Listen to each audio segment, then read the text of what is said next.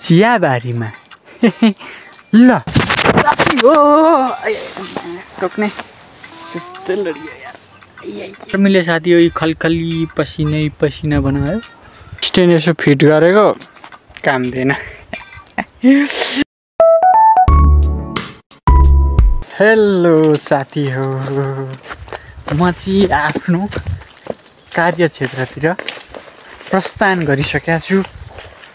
कार्य यो हो, यहाँ छ कार्य र यो कार्य भरेर ल्याउनु पर्ने चट्ट झोडी जङ्गल यस्तो छ र यी झोडी जङ्गलमा म हिँडिरहेको छु र जङ्गलको बिचौँ बिच एकदम सुनसान जङ्गलमा म एक्लै घुमिरहेको छु गाइजहरु। त्यस कारणले गर्दाखेरि निकै तल छ साथी हो मेरो कार्यक्षेत्र चाहिँ हैन। भिड छ, छाँगो छ। म तपाईहरुलाई देखाउने नै छु कस्तो ठाउँदेखि चाहिँ म घाँस बोकेर आउँदो रहेछु, काट्दो रहेछु भनेर।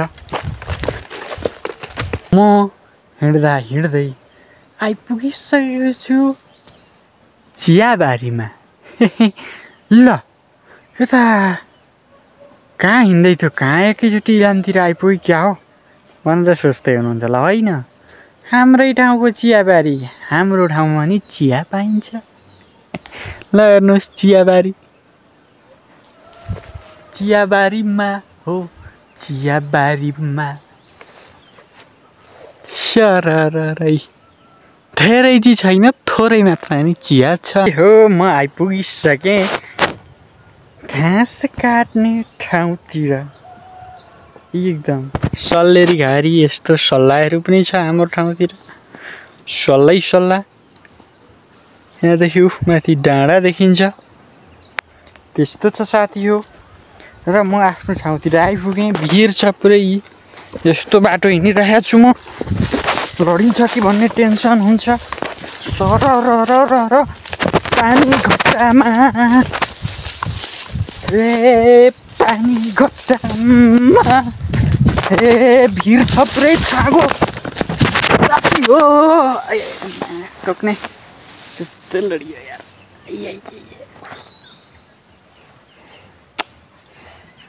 म लड्दै पड्दै घिसिँदै यस्तो खतरनाक ठाउँमा आइपुगेँ।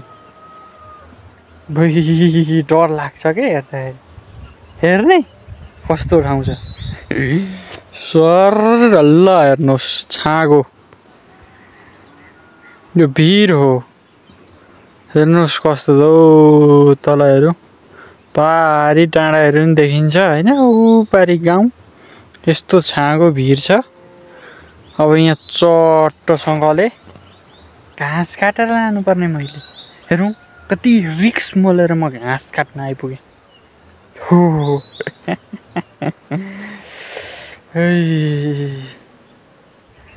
म छु अहिले एकदमै खतरनाक चुच्चे ढुङ्गोमा।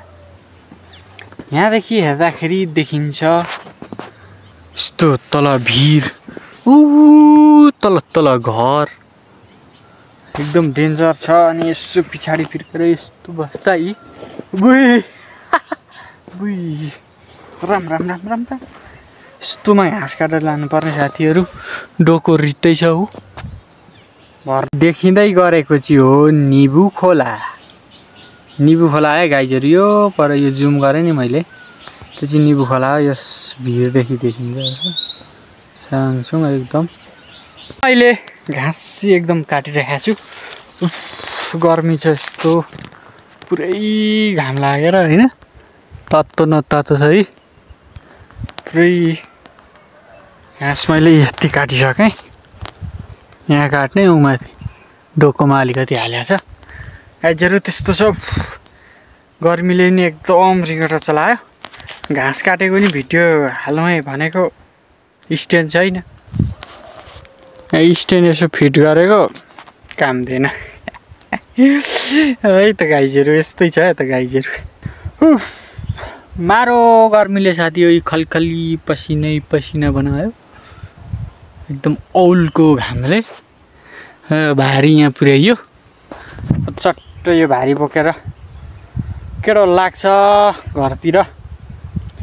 ल त गाइजहरू यस्तै छ साथीहरु म लागेँ घाँस बोकेर आजको घाँस कटा यस्तै रह्यो अन्तिमसम्म भिडियो हेरेर साथ दिनुभएकोमा धन्यवाद फेरि पनि यस्तै रमाइलो भ्लग लिएर म आउने नै छु टेक इट इज प्राइज